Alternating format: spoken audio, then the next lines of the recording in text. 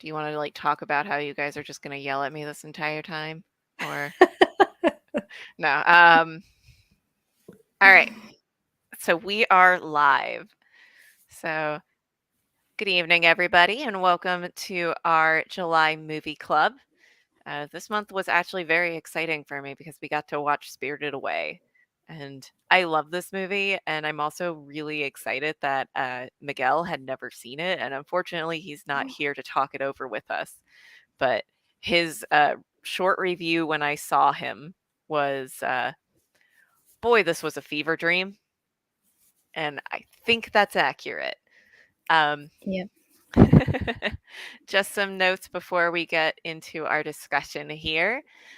So, first of all, if you are watching it online, if you're just following along and you're not on a part of this discussion, you can always comment and respond to us, and we will actually see those in real time and can respond to you on Facebook or on YouTube.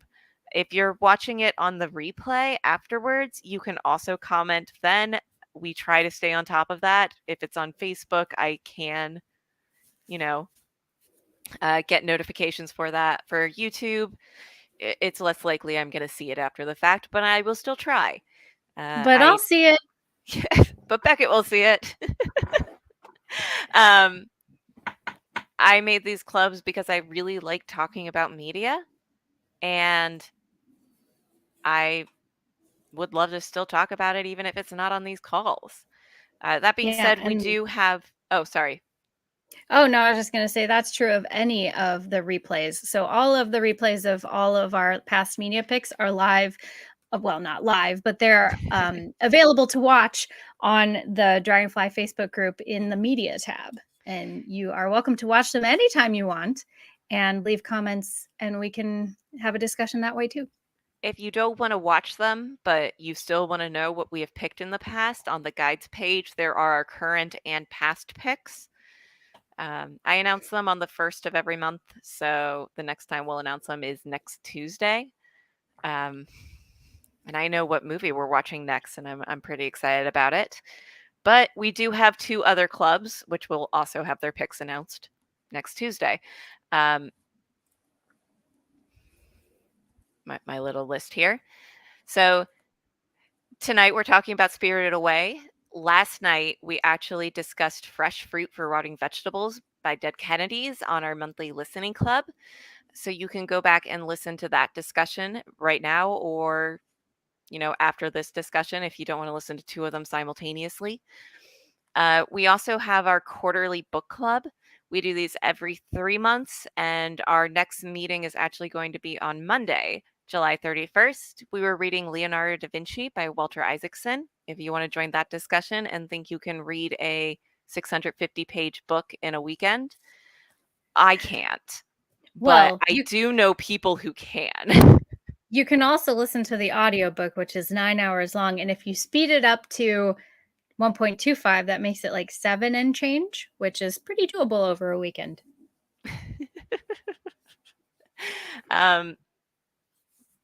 Our next pick for the book clubs, we actually do a poll for what the next pick's going to be because they're longer. That poll is actually up on the Dragonfly group currently, and I will be taking that down probably Sunday before we announce it. So if you have an opinion on what we should be reading next, go ahead and vote. We are reading a book that was a fiction book published before the year 2000. I think I need to figure out a better term for that because it's kind of a long thing to say. But we do have our choices up there, and you can pick, and then we will announce it on the 1st. So without further ado, let's talk about Spirited Away. Let's. I think I know the answer for you guys, but I want to get into the habit of asking every single time we have these club picks. Have you guys seen this movie before? Yes. This one, but other Miyazaki films not. But this one, yes. Yeah, I've seen it countless times. I saw it in the movie theater when it came out because my parents took me to see it I was in early. I think I was like in my early teens or slightly before teens. So I've loved it ever since then. I've always had the DVD ever since that came out, and just recently I bought this Blu-ray version of it with a shiny Ooh, red Ooh, metal cover. nice. that's It's pretty pretty. good. So yeah, I've seen this movie countless times, and I rewatched it this time on Blu-ray. Um, really good Does that picture quality. does that one have the Japanese and English audio available? Yeah, it has both. This time I listened to the Japanese audio though. Nice. So I thought that we owned this on a disc, but it turns out this is actually one of the like Miyazaki movies that for some reason we don't have, and it seems mind-boggling to me because I've seen this movie so many times that somehow like the fact that we don't own it is ridiculous to me. So I made that discovery. I actually was like, all right, it's time to go watch the movie, and then like I spent a while like on our shelf where like all of our DVD and Blu-rays are. We're like, huh, weird. Yeah, especially because this is like the film he's best known for. This is like a Miyazaki staple. Like, why Yeah, wouldn't you have this one? I have like Nausicaa and Princess Mononoke and My Neighbor Totoro and like there's like 6 of them over there and not Spirited Away somehow. I don't know how that happened, but it was available on Max, so got to watch it Yes, again there. that's how I watched it. I am very anti dub as far as watching most foreign media. Um, so this time, for the first time, I watched the dub, which I always watch the subtitled versions of Japanese films and stuff. But like, it was quite an interesting experience. Like, obviously, the translation is not exact because they have to fit the movement of the mouth, but they have to also kind of convey what is being said. So a lot of phrasing is changed, but I was impressed with the voice cast. Oh yeah, they got a voice cast on this. Mhm. Mm-hmm. I think that sorry, I actually had it listed. It was so hard for me to put this together because of just like the way that things lined up. But this is the voice cast for both English and Japanese. Yeah, it's been a while since I listened to the dubbed version of this, but I think it is pretty well respected. But Princess Mononoke had like an infamously bad dubbed version with very odd casting, like Billy Bob Thornton playing a monk, Yeah, stuff like that. I remember But that. yeah, I think this one is well respected though. Yeah, they did a great job. Yeah, there's always like some like interesting cultural differences. And I made a note at the time. I was like, "Oh man, we should bring this up." And then like I completely forgot. But like there are some cultural differences that they have to kind of make up for like Mm-hmm. the dub. Yeah, and that's true of most translation in like media when it's dubbed over. Um, Even in the subtitles, like because I understand a little bit of Japanese, so sometimes I'll be like watching an anime or something, and I'll be looking at the subtitles like that's not what he said. Yeah, let me tell you about how I mean, I speak Russian and listening to Russian in TV shows is fascinating to me. Oh my god, I speak German, and listening to anyone try to speak German in any show, unless it's like a very top tier production, like Schindler's List or something, usually they don't care. It's like whatever passes for German, and it's not accurate. That happens a lot with Russian. I didn't know this was a skill set that I had, but I can recognize a native speaker from like a non-native Oh speaker, yeah. even if they are like pronouncing everything perfectly. And I was just like, wait a second. But yeah, Yeah, so I was very it's impressed by the English cast in this one. yeah. Yeah, I will just add Oh no, you're frozen again, Derek. Internet problems, man. Ah, that stupid heat wave.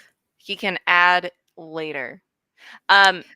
There is something that I really want to talk about on this, and I might wait until Derek's back because it is Yeah, what a time to freeze. I just want to add.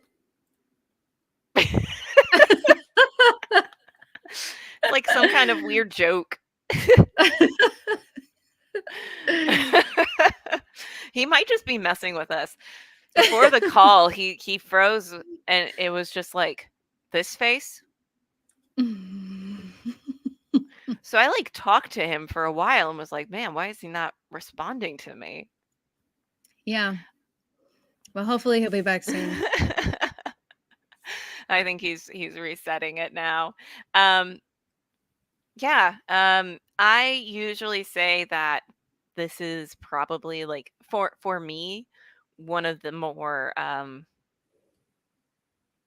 introductory like Miyazaki films because it is kind of a fever dream, and like every time I watch it, I'm like, is oh no, I think we both clicked it at the same time.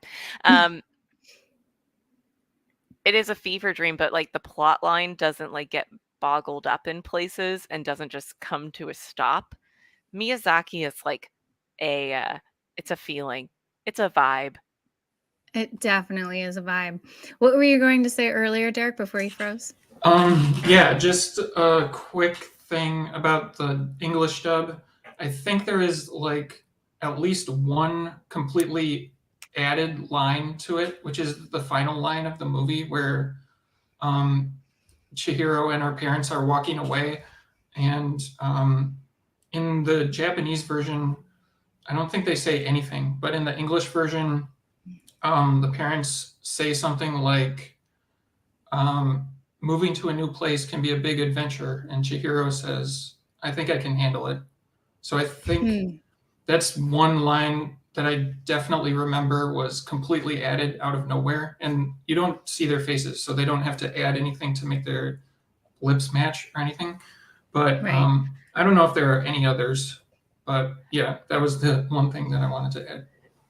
I watch a lot of TV shows from like a lot of different places, and one of the things that we talk about a lot in the house is like, especially you'll notice it if you ever watch a UK TV show and then the Americanized version of it, which happens a lot. Like a lot of sitcoms in America started as like sitcoms in the UK, Like The and Office. yep, like The Office, or the one that we're watching right now is Ghosts. And I feel like at a like executive level, and probably because like American corporations of like how TVs and movies work have to go through so many different people.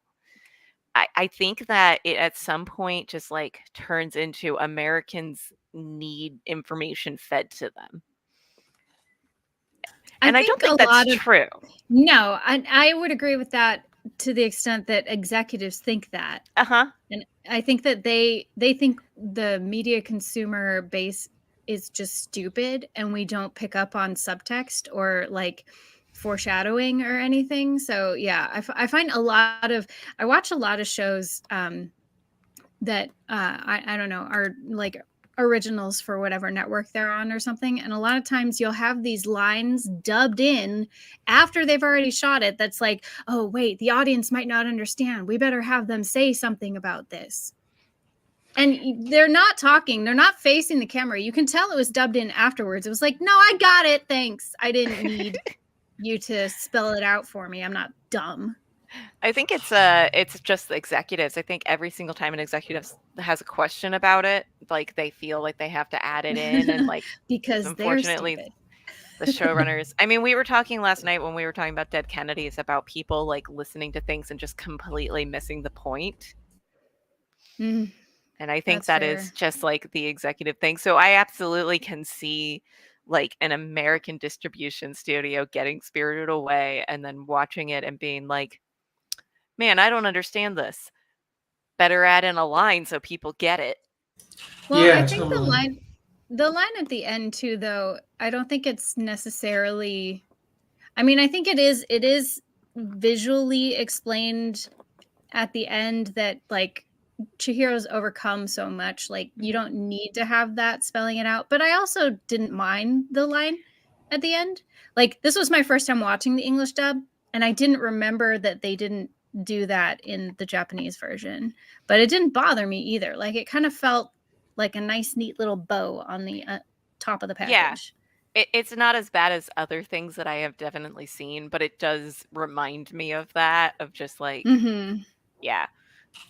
Yeah, and I believe the American distribution company was Disney. So, and I think the English dub was produced by John Lasseter from Pixar, director of Toy Story and a lot of other things. Hmm. And yeah, I basically agree that the line is not terrible, not even bad really. But I do agree that it is kind of like an executive fear thing of like having to sum up the theme of the movie, I guess. I don't want to get too off topic about this, but it is one of my favorite YouTube videos is Alex Hirsch, who is the guy who did Gravity Falls. And just every single time he got something from Standards and Practices, like asking him to rewrite something from Gravity Falls and like him having to explain it. And it is the funniest thing of just like the back and forth on it. And it's like very clear that like they just kind of skim it over and they're just like, nope, this might be a problem. Because it will be like Yeah. even something like a guy saying like, by Lucifer, like as like a weird expletive, and they're just like, he can't say Lucifer. We don't want anyone to think about the devil. Just like that. What? Yeah. Yeah, executives in production studios are weird. Like I feel like a lot of them are mostly like not even consuming the media they're making decisions on. They're just kind of like you said, like skimming the script and being like, nope, nope, nope, change this, this, and this. I wonder what the first look on this was because I mean, I never really like generalizing anime because people are always like do kind of do that, and I mean it's just an art style. There's so many different kinds. Both Beckett and I watch anime, and we watch very different animes. um, but there are like a lot of cultural differences. And I wonder, like, somebody who has had no information on like anime or like any sort of like history there and has never had an experience like coming into this. Because boy, that would be a wild ride. Yeah, it would be interesting. Yeah, I would have been interested to hear what Miguel would have had to say, like coming in to this thing blind. Um, as for like, I don't watch that many animes. I've watched like the classics of the genre, like definitely anything by Miyazaki I'll watch, and also Takahata, The Grave of the Fireflies. Oh yeah, you got no face there. I've got my no face. So yeah, I don't have that much knowledge of anime in or I I sort of have knowledge of a lot of different animes somehow. Like I've somehow picked up on like the storylines on some of them, but I don't have that much experience watching normal animes, if there is such a thing. Like non. I've watched so much anime. If you ever want like a list of stuff you should check out, go. You can see. I can post my anime list if you guys are interested. There's a lot of titles on there. I haven't ranked them or anything, but any that I didn't find worthy of watching, I removed from the list. So just say. I also keep track of them on. I have my anime list. I don't really. I use it to like keep track of what's coming out. But I use it to keep track of what I've watched because I forget, and then I'll go over it and I'll be like, "Did I watch this? I don't remember watching this." But if it's on there, then I did. So I think that the reason why I like animes is the same reason why I like a lot of Miyazaki things. Although Miyazaki is like a very, very special thing. Like it still falls into that category and shares some similarities. But Miyazaki is like his own genre. But the thing that I really just like about animes, Yeah. and this could probably be said about like me going into watching anything from a culture that I don't know a lot about, is just I have no idea what's happening at any point in time. Like American and like Western stories like follow this very specific trend where you have like the 3-act story structure. You move here and then you see where it's going and it moves here and then you expect one plot twist, or in more recent things, then you have to have the 4th act after the bigger plot twist. But you can usually see all these things coming up. I have no idea what's about to happen in an anime at any point in time. It can completely change its tone at any point and go from being like the cutest thing to like being a grizzled war documentary. Like you don't know what's going to Yeah. happen. It's crazy that way. That's fair. If you've watched enough anime, you can kind of predict some of the trends, but yeah, that's definitely a fair assessment. Yeah. Yeah, no, there are definitely trends on certain sides of it, but I think that they're more welcoming of new plot lines. Yeah, and experimental kind of like, as opposed to like Western media, which is very much like, oh, we know exactly what the audience is going to want and we can't deviate from that in any way because we can't lose any money on this. Whereas in most Japanese anime, like they're more willing to take risks. I mean, look, just Miyazaki's entire library of films, like they're just so out there. And like, yeah, you could say Fever Dream about most of them, as well as like Acid Trip. Like they're just crazy. Oh yeah. Yeah, that's one thing that I really like about this movie. That, like Rebecca said, I just have no. Well, now I have an idea of what's happening because I've seen it so many times. But like trying to put myself into the mindset of watching it for the first time, there's just no way to predict what will happen next. Like I don't know. Like there's like just for instance, there's the sequence where Chihiro is like sitting on the balcony looking out, and then the dragon flies by, which she knows is Haku, and then all these paper things are attacking him, and yeah, it like trying to describe the plot on a moment to moment basis just seems futile, I guess. Or but the thing is with this one also is that what I like about it is that it's unpredictable, but it's still grounded emotionally. Like it's I find it like very emotional, like as a coming of age story and about themes of greed and um, perseverance and a lot of other things as well. But Yeah, and it's maturity. yeah, yeah, and capitalism as well in a way. But yeah, it's I don't know. There's nothing else quite like it, even for Miyazaki. Um, it seems like this is like the perfect balance of absolute creativity with emotional grounding. As well as something that is relatable for most audiences. Like I feel like maybe that's why this one kicked off so much internationally versus some of his other films. Maybe. Yeah, no, it's like I said at the start of this. I think it's definitely more accessible just because it still has like the vibe and the creativity, but it also has a plot that's constantly moving forward, and that is Mhm. not necessarily the case for some of his other movies. Yeah, I've seen Howl's Moving Castle a billion times, and I there are still love that. parts of that movie that I'm just like, I don't understand It why this makes is happening. no sense at It all, makes and no it's sense. my favorite Studio Ghibli. I love that movie. So Um, good. yeah. I but also, basically. mhm. Oh yeah, I was just gonna add. Oh jeez, I may have forgotten. Um, what was I gonna say? I don't know. Come back to me, I guess. Um, a part of me wonders if it is because we were coming at it from this direction of like, this is very much unlike anything that we've seen, but I mean, it holds a lot of like Shinto based like beliefs and follows a Yeah. lot of like mythology that prior to this movie, I hadn't really been like exposed to. Um, Yeah. but Yeah, I wonder if like, because the Western version of this would be like Wizard of Oz, which the yeah, book series is also like a fever dream. Like, Mhm. I loved those books as a kid, and it has like the same themes, but I mean, that feels more tangible to me, maybe because I grew up with it.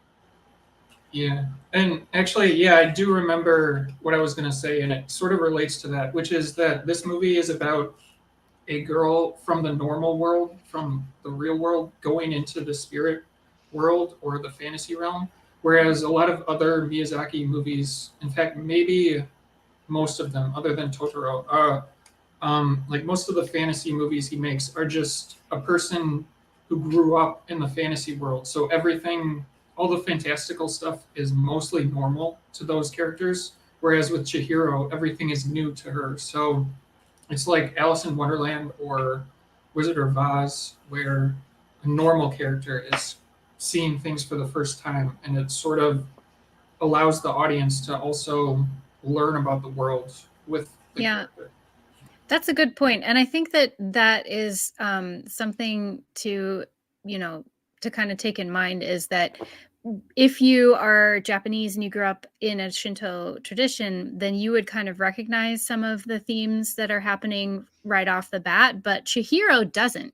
Like Chihiro in the very beginning, when they drive up to the tunnel and she sees the little shrines for the little gods out front, and she asks her mom, what are those? Like she didn't have any idea. So she's coming at it from our perspective, being a Western audience, being unfamiliar with anything that's going to happen to her. And I do recall like my first instance of watching this movie, and just I had the same experience that you're describing, Rebecca, where like I had no idea what was coming. Like it just every moment was like, what? It kickstarted actually just a fascination with Japanese folklore because Japan has the best ghosts. They do have some pretty interesting ghost stories. Um, I will refrain from talking about them any further. But yeah, it is just like it's so Ryan, my partner Ryan has always compared Spirited Away to Alice in Wonderland, but I prefer Wizard of Oz because Wizard of Oz feels like it has like the same story of like girl feeling like she's away from home and having to like come into her own. And Alice in Wonderland, Alice is just kind of a dick. Um, but one of the things that I absolutely adore about this is like you see her growth. Yeah. You see Chichiro's like you feel it. You feel how she like doesn't want to do anything, but she does it anyways, and it becomes easier and easier until she's like finding her voice and fighting against people by the end. And it's very impressive at doing that in the time frame it's given and with how much insanity is going on around it. Yeah, finding her courage versus just going with the flow. Um, so the thing that I've wanted to talk about, like since I found out about it, and I've probably mentioned it to you guys like before this because it blows my mind. So there's an anime that is extremely popular right now called Demon Slayer. And if you haven't heard of it or watched it, you've probably seen stickers for it on people's cars. In places. It's been incredibly popular. It's fine. I couldn't get into it. It's what in like Japanese anime pop culture is called a shonen, which is it's very similar to like Dragon Ball Z in the sense of it's a bunch of people fighting constantly, but also like you will have an entire episode where somebody's flying through the air talking about their feelings. Um, it is fun, but it's so insanely popular that Spirited Away like topped the ranking of like Japanese films of all time. Like it until Demon Slayer Mugen Train came out, which is a movie format of like a season of Demon Slayer, and it unseated Spirited Away. And I think that is insane. That's really insane. I honestly like, and like I said, I've watched a lot of anime, and like anime on like all kinds of different genres too. Like I love certain shonen animes, I love slice of life animes, I love adventure, I love just across the board. I could not get into Demon Slayer. I don't know why it's so popular. Like, it was just so cookie cutter, run of the mill to me. I was like, this is boring. So that's shocking. So the list of highest grossing films in Japan, Spirited Away has a gross revenue of 31.68 billion yen. And Demon Slayer's coming in at 40 billion yen. Like, it blew it out of the water. Beneath that is Titanic, and then Frozen, and then Your Name, which is another Japanese anime film that I feel like I would have been more okay with unseating Spirited Away than Yeah, that is Demon a Slayer very good Mugen Train. film. But I can't stop laughing at that fact. That's insane. Ugh, pop culture. Yeah, it got unseated by that a couple of years ago, and that's very sad to me. It also, Demon Slayer also gives me the vibe of like, there's a common trope in Japanese media, whether it's anime or manga or whatever, of like the crush on the little sister, which is creepy and gross. And that's what it gives me. And I wasn't into it. He doesn't. I will say this as somebody who is caught up on it. It doesn't go there, fortunately. Well, that's good to know. That's what it felt like the Some of first them few do. episodes that I tried to watch. I will say, though, that the biggest box office hit of all time for Japan is The War at Sea from Hawaii to Malaya. Malaya? I actually don't know how to say that. Which had ticket sales of 100 million compared to Spirited Away's 24 million and Demon Slayer's 29 million. And it was released in 1942. And I've never heard of this movie until this point where I wanted to look up the numbers for this. And I'm now very invested in this 1942 epic war film. Tell me more. It's a piece of propaganda produced to support the Navy ministry. So I imagine like a part of it is like forced to look at it. Anyways, That I'm makes interested sense. now. I mean, I'm going to be reading about this for the rest of our meeting. Japan was a totalitarian regime at the time, so that would probably lend a little bit to its success, I would think. It's just such a large number by comparison. Anyways, I didn't really want to get too far off track. I do want to go back to like the Miyazaki movies and Studio Ghibli and Spirited Away and Yes, let's.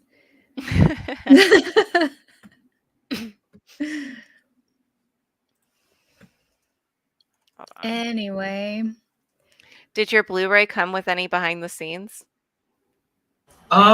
Unfortunately, it has one special feature. Oops.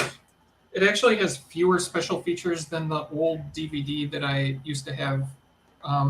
Because that one had like an American documentary about the movie and about the recording of the English voices. This one only has a Japanese documentary, I think. Because I think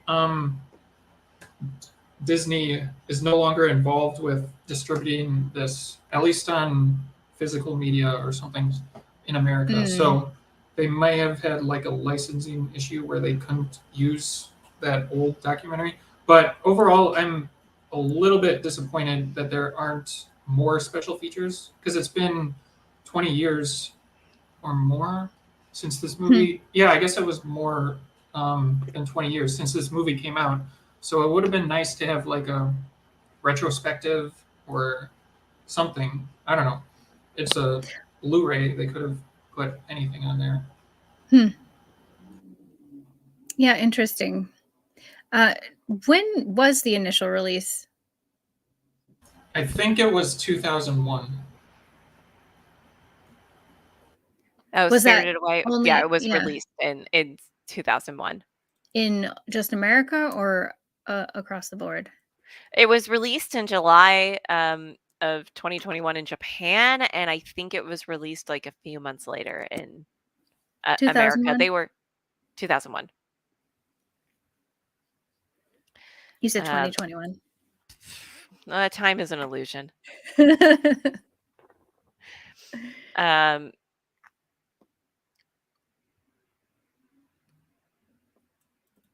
yeah, Okay. so it released in Japan in July of 2001, and then it looks like it went international in December of 2001 and continued um, to be international through like early parts of 2002. Mm.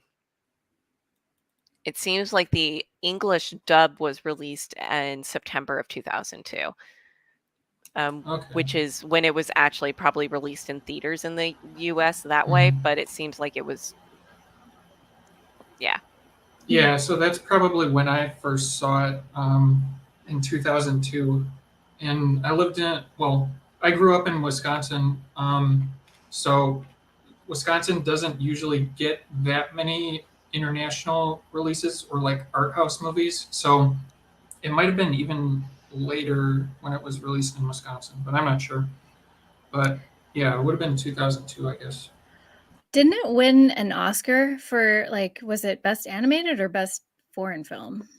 It Uh, was best animated. Um, In fact, I believe it was the first best animated picture because it was created that year. That no, category was created. it was Or the what? second. Oh, second. Oh, okay. It was Hmm. the second, the first one, if you would like to take a guess at. Hmm. The first one Hmm. was Shrek. Oh. Really? Yeah. 2001 Academy Awards, Shrek won Best Animated Film, which was the first time that that was ever. The others were Jimmy Neutron, Boy Genius, and Monsters Inc.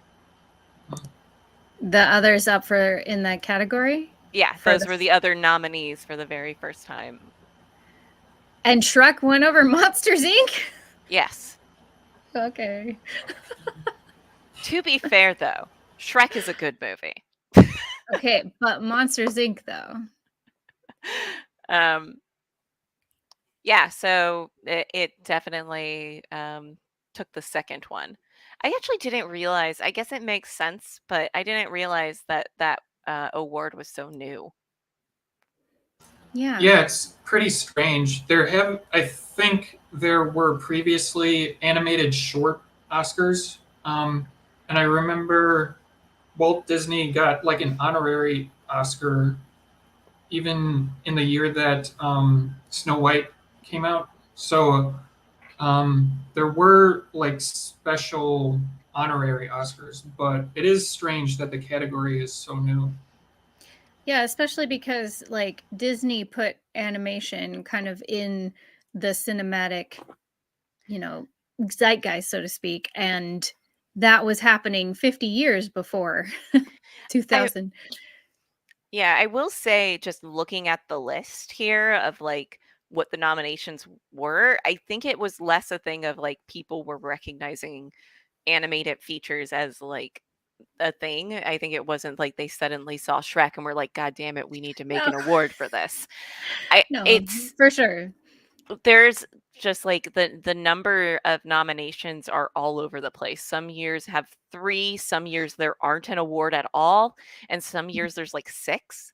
So I think it's just like there wasn't a steady enough like constant flow of like big budget animation Mm, until like more recently where it like stopped at, now it seems like there's 5 every year, which is the standard amount of nominations.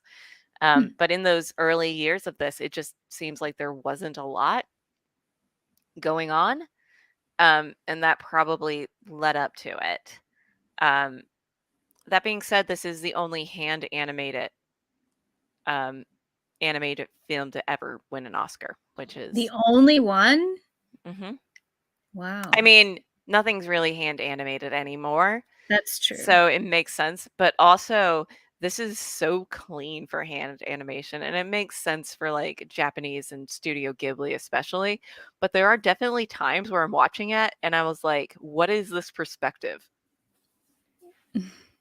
Like somebody will turn and like their face won't fully like move, as so they just end up getting like a really wide face as they're turning. Um, So there's It's like definitely stuck like on some a smear frame or something. yeah, there's definitely like some of those things for how clean it is. It's Yeah, very clearly hand animated, but it's so beautifully done with like the backgrounds are also drawn in, not like the old school like moving things. right. Yeah, I did notice that versus like the Disney cell animation version of things where for in especially like far away distance shots you get like that little shakiness of the character against the background because it's a cell on top of a background. Yeah, I mean, there's a reason why anime is a huge deal, and I think it's just because Japan is very good at animation. My dad used to say that he refused to watch anime because he thought that it was lazy because of the way their mouths moved. And I was No, like, it just goes to show you don't know anything about anime, Dad. no, it was lazy because everything was hand drawn, and so you'd have these big sequences that were reused every show. The whole Sailor Moon transformation was just something that they could put in there so they could not animate an entire episode if you're going to spend like 2 minutes on just a bunch of girls transforming. Or like the old school big mech animes was the same thing. If you have to show like a bunch of mechs being put together, that's something you can just reuse over and over Yeah. and No, over but again. he used to say specifically because of the way their mouths moved. And I was like, Dad, Nah. you just haven't watched any anime. Plus it's synced to Japanese. Grace says on Facebook, yeah, that it's not about being like because yes you're right but I think his point was more there's no like variation in the the way the mouth moves because even in Japanese syllables you still get the same range of motion that you do with like English syllables. It's not like Japanese people talk like this all the time. I mean, the same happens though in American animation. Not as much. I think he my he was comparing it to Disney and in like most big budget western animation you get the full range of mouth movement for speech. So Yeah, it's definitely like a long-standing joke that like I always have in the back of my mind of just like Speed Racer. Just but I noticed that also with like a lot of other older cartoons as well. They do the exact same yeah, thing. So, that's true. um But that is the era of anime that he grew up with, so he just not cultured, Dad. I always have the thing of like people think that it's always going to be for kids, and I think that even in like American animation, people still have that viewpoint and it's only changing slightly now. I say slightly Mhm. now, really what it is that a lot of people who have held this viewpoint are now getting older. Um, Yeah, well, so that's the same as like everybody. Sorry, I don't mean to get too off topic, but like people saying that the Barbie movie is for kids, it's like you you don't you don't get uh, it. yeah, I will say No, that these movies like that and Transformers and Ninja Turtles, they're made for millennials who grew up with those franchises. yeah, I will say though, like the Barbie movie, one, hold on, I have to double check myself here. Yeah, I was like, it's PG-13, Yeah, it is rated PG-13. so it's not for children. No, but a lot of idiots who are talking about, Yeah, yeah, or they rather trashing it online are saying it's supposed to be a kids movie. It's like, no, it's not. But you can tell a lot about the marketing for things by like what trailers open up before a movie. Like it says a lot about the demographic that they were looking for. And like sometimes it is just like, oh, this movie's rated PG, even though it's like its intended demographic is for adults, we have to show only things that are G rated. Um, and sometimes that does happen for it, but, like, I got, like, Trolls movies for, like as after opening the Barbie movie, which does raise the question of, did they know like they knew. I'm pretty sure that like Greta Gerwig knew who this was for, but like, did the studio Oh, the know? people Anyways, putting the film together yeah, with the previews, yeah, probably not. Was Spirited Away for kids? I don't know, what was its rating? I don't know. I don't remember the first time that I saw this movie. I have to assume that I was older because I definitely didn't go see it in theaters, and I used to get movies through the American Embassy in Ukraine, and they would like there were like tapes that would get passed around like embassies, so they would get like little VHS screening tapes, and it would take us like 6 months to get anything, and then you'd have to like go through everybody who worked at the embassy before you, and I can't imagine that my parents would have gone through that process for this movie. So I have to imagine that I was like 20. But I Yeah, don't remember seeing it the first time, so I don't remember how old I was either. I definitely was an adult, but I don't remember when I watched it for the first time. It may have been during my like film appreciation phase when I was in film school, or it may have been after that. But I didn't see it when it first came out. I did hear about it though. Everyone was talking about it and the fact that it won an Oscar. So, but I right. watched it after. Yeah, I think the movie is rated PG in America, and I would say that it is for kids. It's for everyone though, but in terms of like the content of it, it is.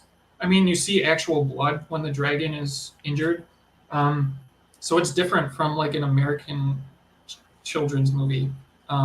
It's it has a bit more of an edge to it, and like is in terms of violence and also in terms of some of the creepiness of how No Face operates, like how he lures people in. It's a little bit more adult than a. Yeah. Yeah, or It's even with like definitely some of Yubaba and her whole deal. Like that is really creepy. And I would imagine if I were a kid seeing this for the first time, I would have a similar reaction to it as I did to some of like the kids animations that my parents used to put on for us, where it would be slightly traumatizing, but also I would be morbidly fascinated by it. I mean, you guys brought up every scene except for the scene where her parents turn into pigs and then get slapped by an invisible hand, which again, I think that I was like I was older than 18 the first time. Like I would have had to have been. I would have been surprised if it was before that point. But Yeah, I I was remember being actually. terrified by that. Yeah, that was definitely like I remember when I saw it for the first time, that moment was specifically haunting. Like, wait, what just happened? Yeah, and like in terms of like the context of where that scene happens, it's very close to the beginning, and also like if you're looking at it from Chihiro's point of view, she's now all alone. Like after watching her parents get turned into pigs and beaten with like a fly swatter type of thing. Um, yeah, it is super scary. Yeah, and I was imagine yeah. being a kid watching that. Yeah, I was slightly older than a child. I probably would have been maybe 13, I guess, when I saw it. But um, I was going to say also that I saw Princess Mononoke even earlier because my parents took me to see that as well. And I think that came out in 2007 or 8. Maybe it was or not 2008, 1998 when it came out in America. And that one blew my mind, even though I was so young. And that one is PG-13. It's not supposed to be for kids. Hmm. Yeah, that makes sense. I don't think it's for kids at all. Um, and there's like a lot of messages in this that I meant to bring up earlier on the call than 10 minutes before. I have to call it. But well, things like We could talk about this one for 2 hours straight. there's a lot of themes of water in it, but specifically like rivers and changing environments and humans kind of messing with river spirits, it feels like, and like how that's having an effect, like human activity is now having an effect in Oh yeah, for sure. I like think the there's a oh no. sorry. I think there's a little bit of a delay. Yeah. But I think that there is a real kind of not so subtle subtext in this movie about like humans' effects on like with in regards to pollution and messing with the ecosystem and all that stuff. Yeah, environmental issues. As Yeah. Grace points out, stuff like that, Um, which leans into the problems that we're facing today with climate change and stuff. mhm. So Yeah, environment is definitely a huge thing for Miyazaki. And I was also going to add that the scene where Chihiro pulls the bicycle and all the other trash out of the thing that appears to be a stink spirit, but it was actually a river spirit, that was apparently inspired by real life, where Miyazaki, I don't know how old he was, but he apparently cleaned up a river and pulled a bike similar to that out of the river, along with a lot of other trash. But yeah, environmental issues are in most or possibly all of his movies. I don't know, most of the big ones, I would say. Yeah, I think most of them. Um, I think of them as that as well.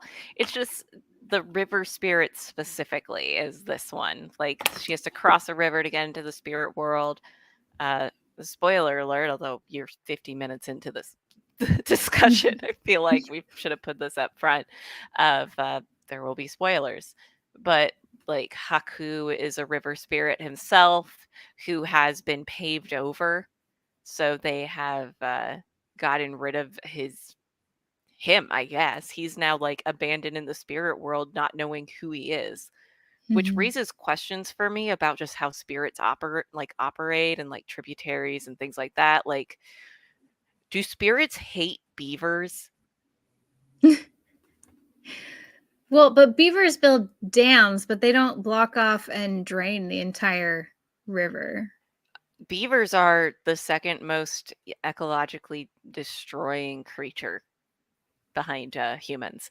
They actually, because like their sensibility is not like just to build a dam, they just hear rushing water and they like, you know what? No. And so they've actually caused several problems. Wow. I don't know why I know this much about beavers. I can also tell you about their reintroduction throughout Europe and their extinction. I don't know why I have all this information on beavers. Anyways, Yeah, well, I mean, river and spirits hate beavers. I would think not because when even when Haku realizes who he is and, you know, what that means, he's not like bitter. He doesn't hate humans. You know, he's just Right. kind of like, well, I've got to find a new home. I've got to figure out what I'm doing now, you know? Which I did want to ask you guys because the movie kind of leaves it open ended and he says, oh, yeah, we'll meet again. Do you think they ever met again? Because I don't think so. When Shihiro fell into a different river. No. Uh I mean, it seems like she now has a connection with the spirits.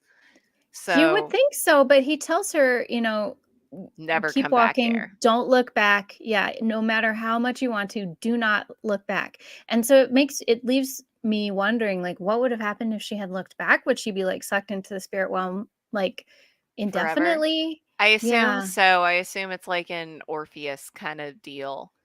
But like I like that moment where she like almost and she's like, nope, gotta keep Mhm. going. Cuz I totally would. I don't know if I would be able to resist that temptation. But Um, like is it kind of like to the point of I don't want to say Narnia is coming to mind, but I know that's not the correct reference because don't you? No, you do forget after time, right? You forget that you were there. So maybe yeah. is it something like that where like she leaves, she goes back to the human world, and then after a certain amount of time, she doesn't remember her time in the spirit realm. Grace says that his spirit lives in all rivers. Don't look back. Trust in your heart, not with your eyes. Hmm. If there's different river spirits, he does say that he is like the river Kohaku is like his true name, which insinuates that he is just one river. But like then again, if we're talking about like tributaries and how rivers change, if you make a man-made river, are you making a spirit? Probably not. Well, and also because a lot of rivers like kind of merge in together at certain points and like become parts of other rivers. So maybe he just needs a different river. He could be in all rivers, but like maybe he has like a Haku means master or lord. Yes, but his full name is Kohaku, which is the also Kohaku when River. the way that Yubaba like steals the names is by taking some of the characters. So she takes like one or two characters from Chihiro, and that makes Sen. Is how she makes it. So Kohaku turning into Haku makes a lot of sense there. So it still holds up for that. I guess I have more questions about the spirit world. Is Yeah, but I have also lots of it's questions. my other question about it is how long were they there? Like they come out and their car is dusty and covered in leaves, and it's also overgrown slightly, but they're still worried about meeting the movers. And I want to know if they Well, I missed think time or if it's like they pull out in the same time frame as when they pulled in. I don't know. It's unclear. I feel like Chihiro has more of a like time experience within the spirit realm. Like she has been there, it seems like months, because of the amount of stuff that happens to her while she's there. But they possibly were like paused at the moment where they started eating because they don't remember any of it. There's also like a weird bookend that happens where she's like grabbing her mom's arm on the way in and on the way out. And the mom Yeah. makes a comment about how she's going to trip her, and it's the exact same comment when you go in and when you go out. And I'm like, this is weird. I think that kind of shows, because my assessment of that moment in the film was like, at first obviously it's because she's scared and she needs to be close to her mom for reassurance, but I think on the way out it's more her being grateful that they're back together, and her mom has no conception of anything that has just transpired or that she saved their lives. Like, so she's just like kind of like a broken record repeating Yeah. exactly the same thing that she did on the way in. They have no idea that their daughter has been transformed by this adventure she's been on. That's actually a good point. That is a good analysis. Oh, thank you. We are coming up on an hour here, so I do want to make sure. Does anybody else have any points that they would like to make? I just want to ask you guys what your favorite moment in the movie is.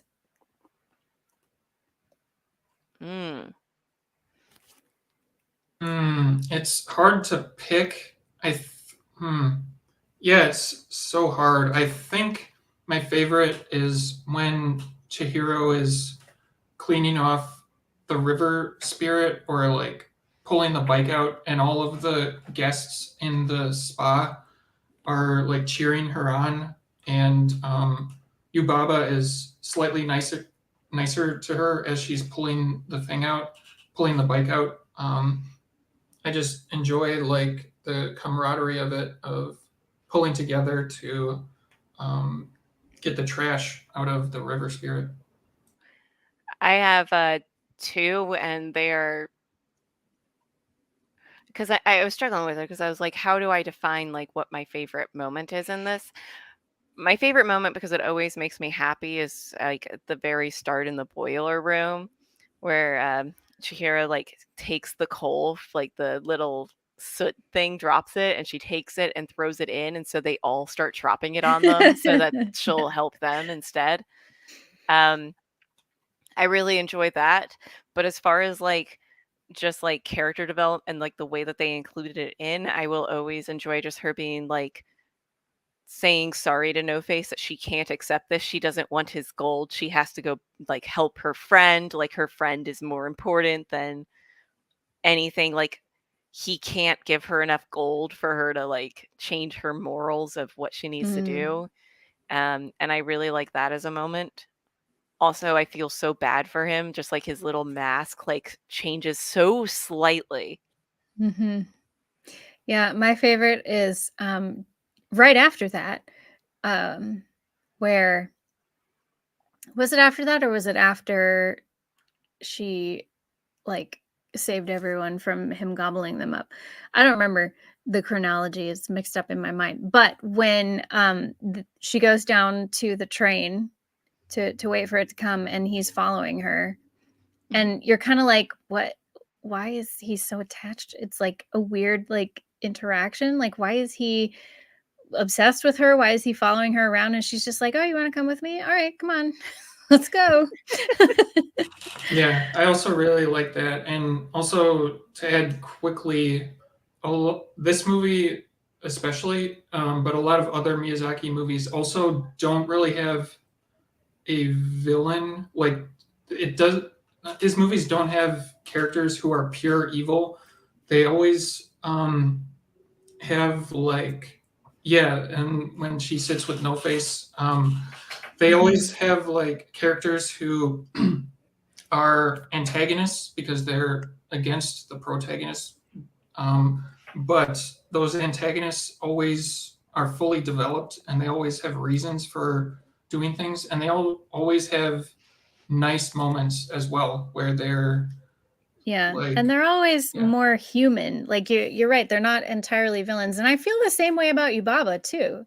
Like I don't think she's entirely bad. She's kind of a tyrant in the way that she runs things at her bathhouse, but she has human moments where you kind of feel for her and her motivations and why she's doing what she's doing. Maybe in the wrong way, but Right. you know. I think for Yubaba especially, it definitely like has this feeling as somebody who feels like they have to have a lot of control over the situation without like if she loses it, she's just gonna lose everything. So she's just kind of turned into a micromanaging control freak because she feels compared, I guess, to Zaniba, her twin sister, who is the exact opposite of her in every way. Who is the better one? Yeah. But yeah, I like how there's a lot of kind of moments of things left unsaid. Like you don't need an explanation for a lot of in this movie. Like you get the emotional point of what's being said by just the action on screen. So yeah. It's a great movie if you guys haven't seen it, which I mean, we've already spoiled things, parts of it. I feel like we haven't actually like spoiled the big plot. not really. So if you haven't seen it yet, you absolutely should. It's a phenomenal movie. Yep. And on that note, I think I'm going to call the discussion for the night so that I may go make some food. Sounds good. Thanks for joining us out there. We'll see you on the next one. All right. I'll talk to you guys later.